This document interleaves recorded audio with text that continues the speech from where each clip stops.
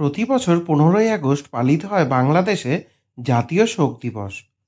আজকের এই ভিডিওর মাধ্যমে আমরা জেনে নেব ঠিক কী ঘটেছিল সেই দিনে। তার আগে একটি অনুরোধ, চ্যানেলে যদি প্রথমবারের মতন হয়ে থাকেন তবে অবশ্যই চ্যানেলটি সাবস্ক্রাইব করে পাশে থাকা বেল আইকনটি প্রেস করে দেবেন পরবর্তীকালে এই ধরনের ভিডিও সবার আগে দেখার জন্য।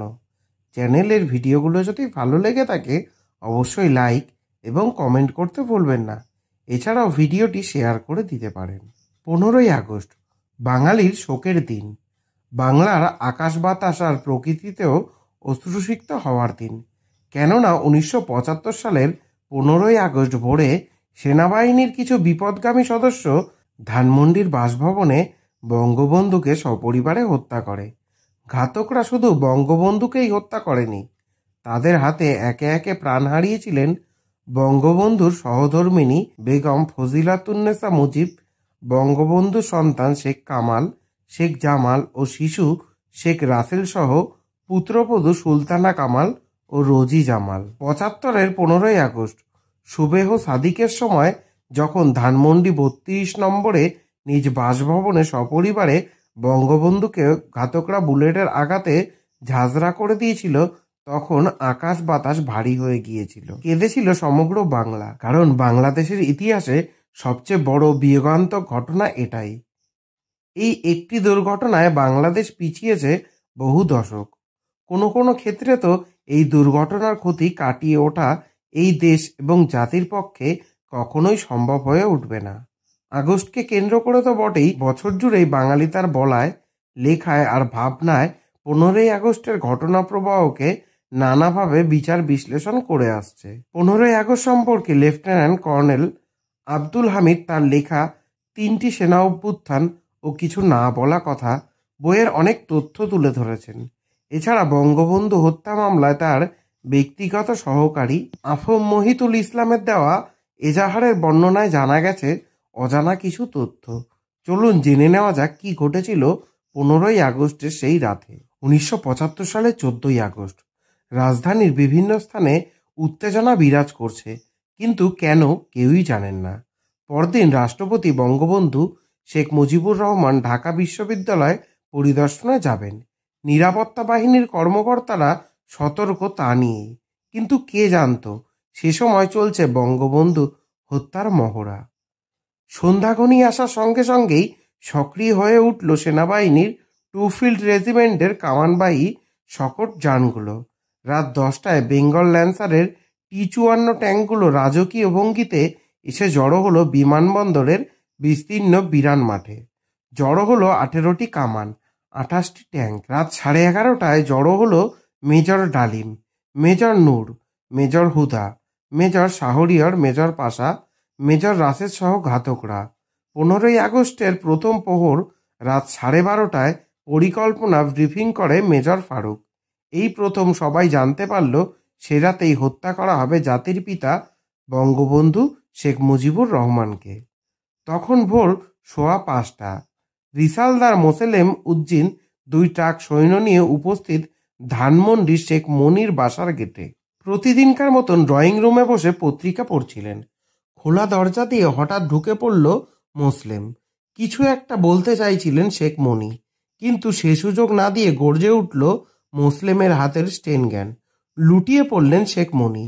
চিৎকার শুনে এগিয়ে এলেন অন্তঃসত্ত্বা স্ত্রী। ব্রাশ ফায়ারে প্রাণ হারালেন তিনিও। কেবল প্রাণে বেঁচে যান শেখ মনির ছেলে শেখ ফজলে শামস পরশ ও শেখ ফজলে নূর তাপস। রক্ষা পায়নি 4 বছরের শিশু বাবুও।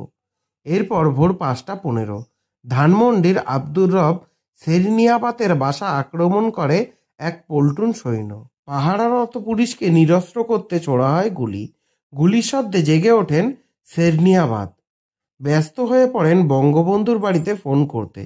সে সময় দরজা ভেঙে ভেতরে ঢুকে পড়ে ঘাতকরা। ড্রয়িং রুমে জড়ো করা হয় সবাইকে। তারপর নির্দয়ভাবে ব্রাশ ফায়ারে হত্যা করা হয় আব্দুর রব সহ তার 14 বছর বয়সী মেয়ে বেবি, 12 বছরের ছেলে আরিফ, 4 বছরের নাতি, 3 অতিথি এবং 4 কাজের লোককে। কেবল আশ্চর্যজনকভাবে বেঁচে যান সেরনিয়াবাতের বড় ছেলে হাসনাত। মামলার এজাহারে মহিতুল সেদিনের ঘটনার উল্লেখ করে বলেন, হঠাৎ টেলিফোন মিস্ত্রি আমাকে জাগিয়ে তোলেন, প্রেসিডেন্ট সাহেব আপনাকে ডাকছেন। তখন সময় ভোর 4:30 কি 5টা। চারিদিকে আকাশ ফর্সা হয়ে গেছে।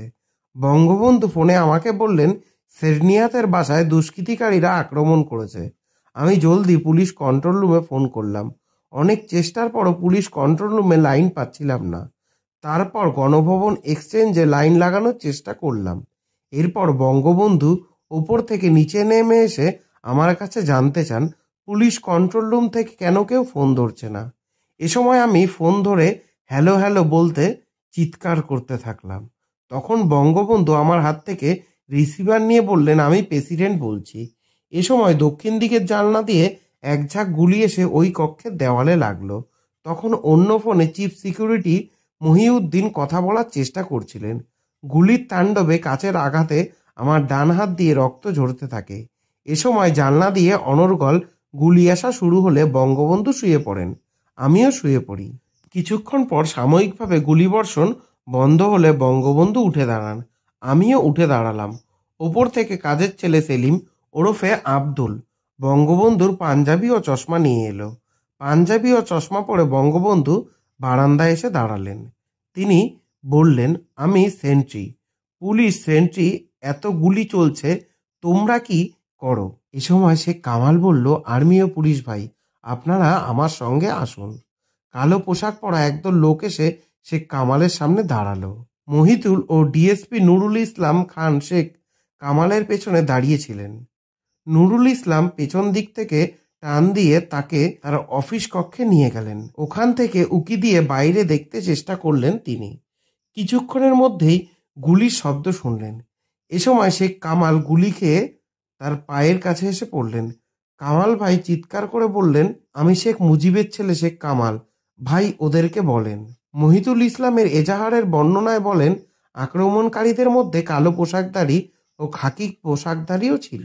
এ সময় আবার আমরা গুলির শব্দ শোনার পর দেখি ডিএসপি নুরুল ইসলাম খানের পায়ে গুলি লেগেছে। তখন আমি বুঝতে পারলাম আক্রমণকারীরা আর্মির লোক, হত্যাকাণ্ডের জন্যই তারা এসেছে। নুরুল ইসলাম যখন আমাদেরকে রুম থেকে বের করে নিয়ে যাবার চেষ্টা করছিলেন, তখন মেজর বজলুল হুদা এসে আমাকে চুল টেনে ধরেন। বজলুল হুদা আমাদেরকে নিচে নিয়ে গিয়ে লাইনে দাঁড় করান।